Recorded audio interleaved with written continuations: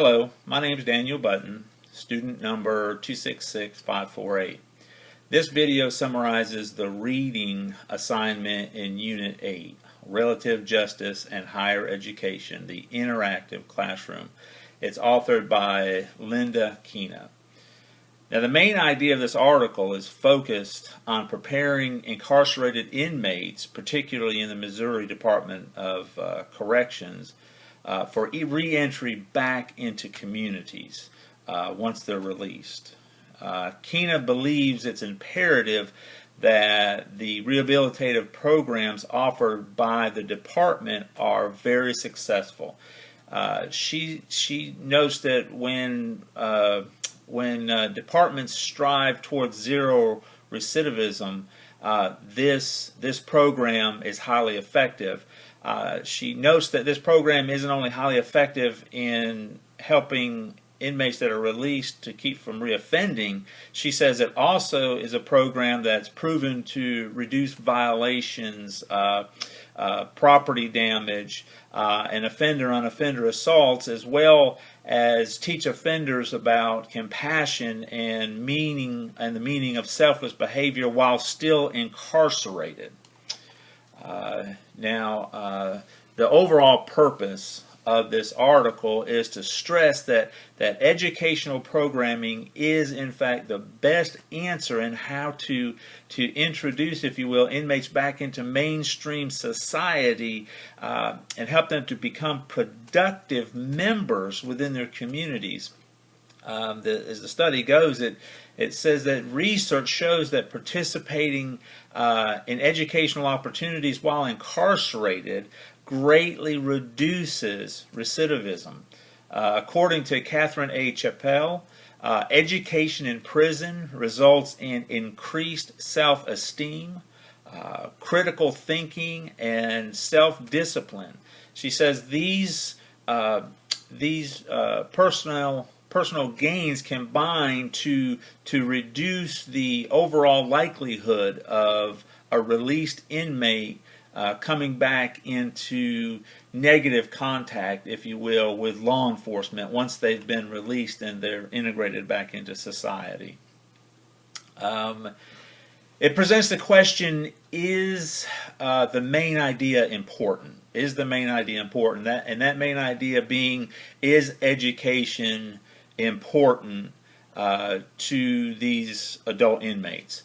And I would unequivocally say yes. I've had a little experience in dealing with incarcerated inmates, male and female, and had the opportunity to actually minister or teach on different levels, different age groups of people, and be able to help push them in a direction of a vocation or some type of an education, and the fruit that is developed from that is just insurmountable. They feel like they have a purpose in life. They feel like someone's reached out to them and shown them some compassion, some love, if you will, and it motivates them to do better.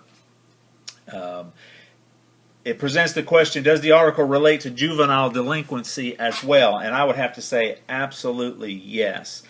Just as like in with adults, juveniles they must feel like they have purpose in life, and they must have hope. And once we lose hope and once we lose purpose, whether we're a juvenile or whether we're an adult, we lose stamina, we lose steam, we lose desire to push forward and push past those obstacles in life. And when we go into these juvenile facilities, just like as we go into these adult facilities, when we go in there and we educate them, when we go in there and we train them in a vocational job or allow them to get their GED, or we allow them to finish their college degree, it gives them that purpose. It gives them that hope. It gives them that desire to come out and do better once they do come back out into society. And the reality is, the clear reality is most people, and based on the article, it says 90% of people will get out of jail, will get out of prison at some particular time, and most juveniles will get out of juvenile detention. They won't be automatically transferred into the adult prison system. So most will get out. Well, it's our job and our responsibility as society in general to say we want to invest in these people. They've messed up, and granted they have, and they've done wrong. But here's the reality. They have been found guilty, and they have been sentenced, and they are serving their time, what they owe society in general, what they owe victims in general. They're paying their dues. So now we have to get beyond that. We have to get beyond that, and we have to say, okay, you're paying your dues, so now what can we do to help you to become a productive member of society, so you're not reoffending, so you're not going back into jail, so you're not having that negative impact in your communities once you get out.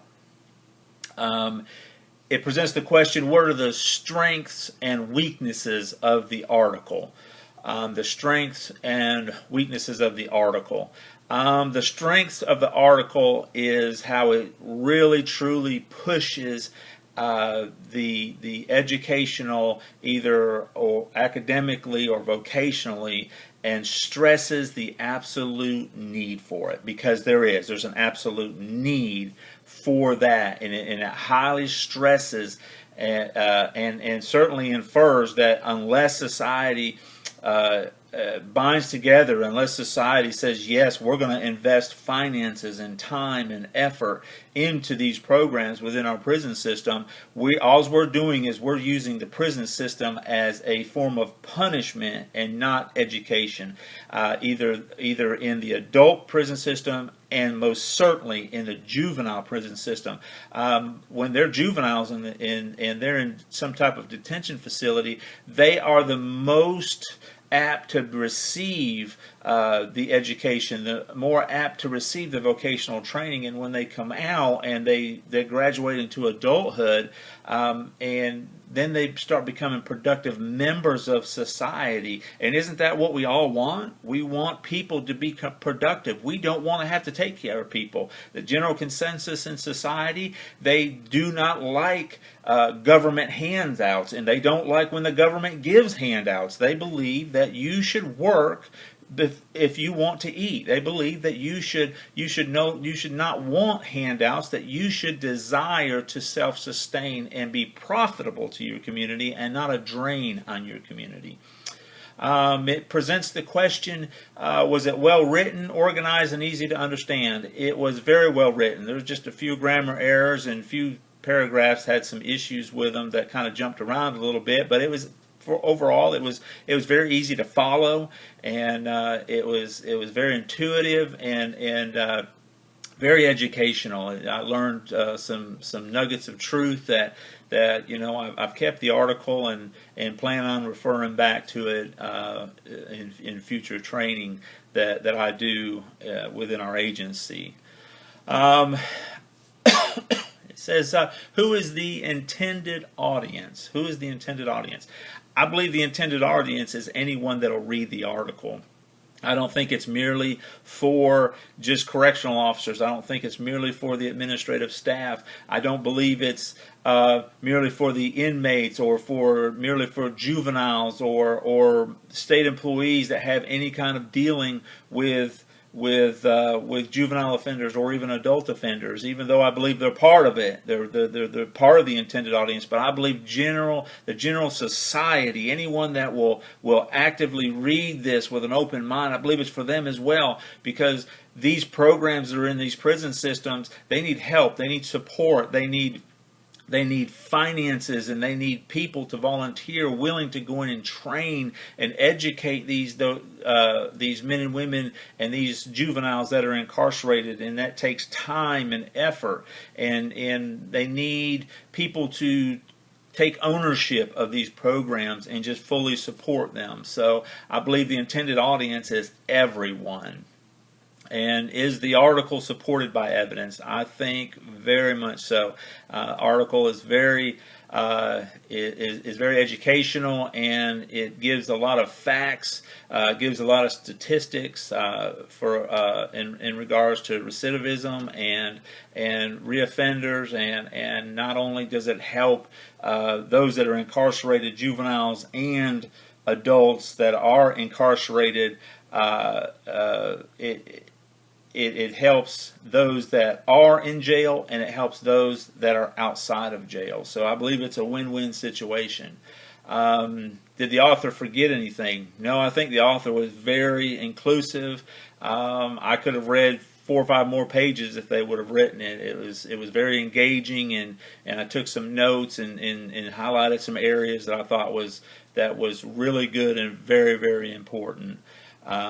So overall, I think this article was a great article. I think the course was a great course. I enjoyed it.